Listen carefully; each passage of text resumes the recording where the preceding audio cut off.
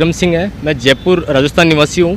मैं जयपुर के अंदर कालवार रोड करदनी में रहता हूँ। मैं कालवार रोड करदनी गोकुलपुरा में रहता हूँ। मेरे साथ मेरे घर वाले काफ़ी लंबे टाइम से टॉर्चर कर रहे हैं। टॉर्चर ऐसे कि कास्ट सिस्टम को लेके कि अगर कोई फ्रेंड आ जाता है घर के अंदर और उसको हम पानी पिला देते हैं तो बोलते वो छोटी कास्ट का है, उसको मत बोला, उसको घर में मत बिठा। इस तरीके हमेशा नेगेटिवली सोच रही है जनरेशन गैप। कई बार मेरे साथ टॉर्चर हुआ। पहले भी कहीं मैं घूमने जाता हूँ तो रात मेरे को वहाँ से उठा के घर ला टॉर्चर किया जाता है। अभी रिसेंटली कुछ दिन पहले मैं जब अपने घर वालों से इन सब चीज़ों से दुखी होकर मैंने खुद का रूम लेकर रहना शुरू किया। मैं SBI में जयपुर जंक्शन IRCTC के अंदर काम करता हूँ। तो वहाँ पे जब मैं खुद कमाने लग गया तो मैंने खुद का रूम लेके रहना शुरू किया। तो उनको इस तरह का डाउट उतर दिया कि मतलब कोई लड़की फड़की या फिर कोई कुछ ऐसा ना कर दे। मैंने उनको हमेशा ही विश्वास दिलाया कि मैं ऐसा कोई भी काम नहीं करूँगा जिससे घर की इज्जत पर आ जाए। वही अगर किसी को दोस्त को लेके आ जाए तो घर में इशू बन जाता है, कभी कुछ फ्रेंड को घर में लेके आ जाए तो इशू बन जाता है, पानी पिला दे तो इशू बन जाता है कास्ट को लेके कि वो उस कास्ट का है, अपन इस कास्ट के।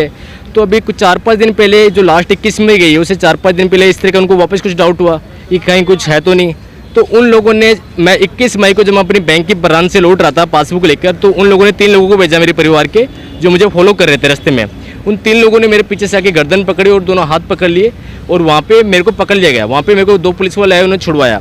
तो उन 3 लोगों ने ऐसे पुलिस वालों को ये झूठ बोला कि सर ये बंदा 1 साल से अपने घर से फरार है, अपने घर वालों से मिला नहीं है और उसके घर वालों की तबीयत खराब है, ताकि वो दोनों पुलिस वाले उन तीनों के लोगों के व्यक्ति विश्वास कर ले।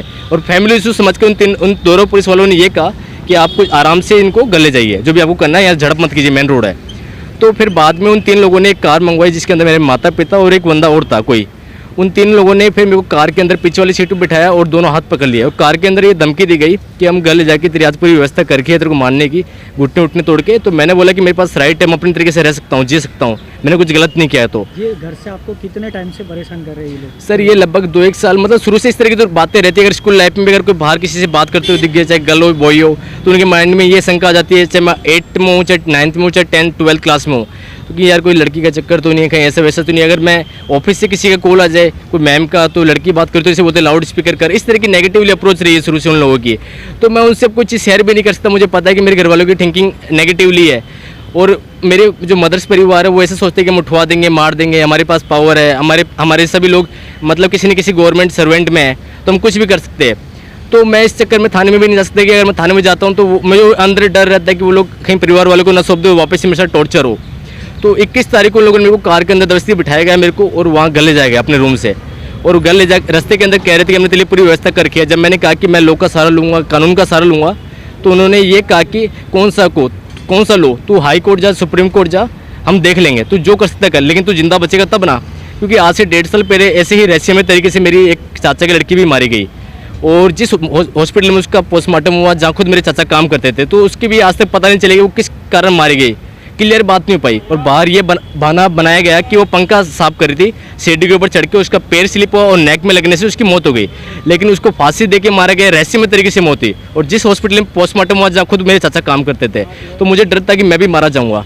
तो मैंने मन के अंदर, जब कार के अंदर मुझे घर ले जाया जा रहा जबरदस्ती, दोपहर का समय था, तो मैंने ये सोचा कि मेरे को भागना पड़ेगा इनके चुंगल से बचने के लिए।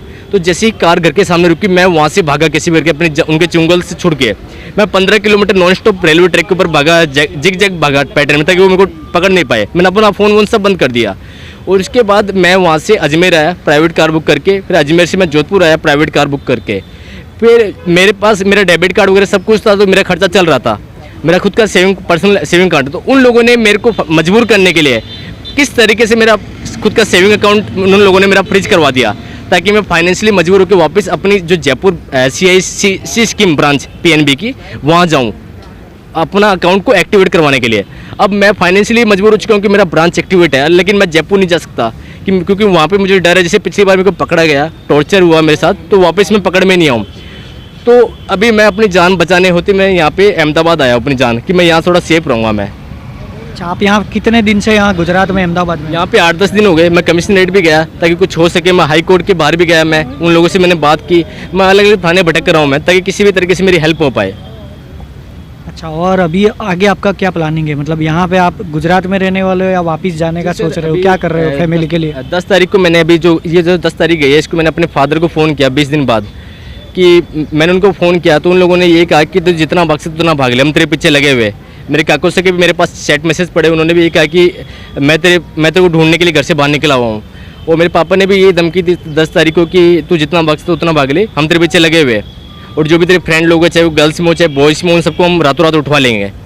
तो मैं डरा हुआ हूँ कि मैं जयपुर जाऊँ, क्या करूँ। मैं फाइनेंशियली भी हार चुका हूँ कि मेरा खुद का बैंक अकाउंट उन लोगों ने फ्रीज करवा दिया। मैं जयपुर जाता भी बैंक में तो मुझे डर है, मैं बैंक तो चले जाऊँगा लेकिन जैसे बाहर निकलूँगा वापस मेरे को पकड़ लेंगे वो लोग, तो मैं मजबूर हूँ यहाँ पर। अच्छा, तो अभी मतलब आप क्या करना चाह रहे हो यहाँ से? सर मैं सहायता चाहता हूँ कि किसी भी तरीके से मेरी सहायता की जाए। जो घर वाले मेरे पीछे लगे हुए मेरे को मारने के लिए, वो अगर उनसे कोई लोग बात भी करता तो वो इस तरीके से बात करते कि जैसे वो आराम से बात कर रहे हैं। लेकिन मुझे पता है अगर मैं घर वालों के साथ सेटल भी होना चाहूँ तो बिल्कुल वो सबके सामने बोलेंगे कि हाँ घर आ जाओ, लेकिन मुझे पता है कि 3 दिन बाद आराम से रहेंगे, बाद में रातों रात मेरे को मार दिया जाएगा।